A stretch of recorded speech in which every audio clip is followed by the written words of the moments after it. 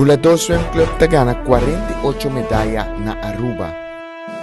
Equipo de natação de Corsau Bulado Swim Club asali dia 20 de abril para Aruba, camina na vai competir na competência anual organizada pelo equipo Stingray. O campeonato Stingray Challenge atoma lugar na piscina olímpico Rolly Beslek na Savaneta, Aruba.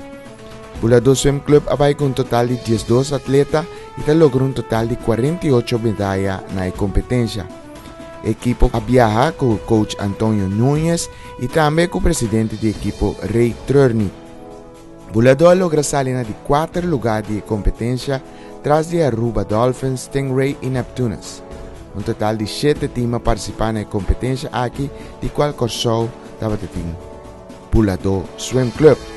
O atleta na Xadez Garbay Vermeulen e na Nigel Roque de Freitas logra ganhar um High Point Trophy. Esse aqui é o prêmio para o atleta que logra acumular mais pontos durante a competência. Nigel sai de 3 lugares de competência na categoria de 8 e menos, e Xadez Vermeulen sai de 3 lugares de categoria de 12 anos.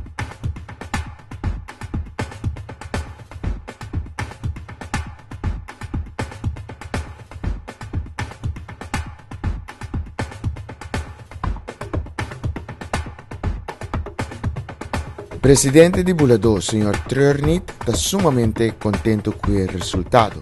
E no aeroporto, ele expressa da seguinte forma.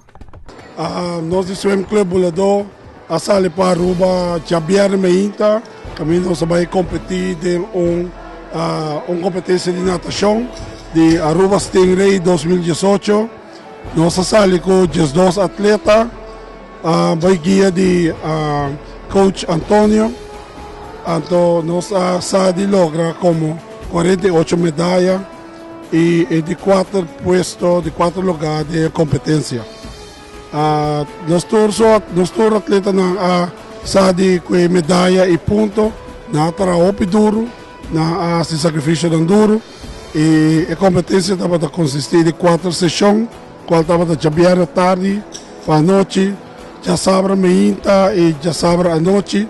E já domingo a meia depois que tem repartição de prêmio.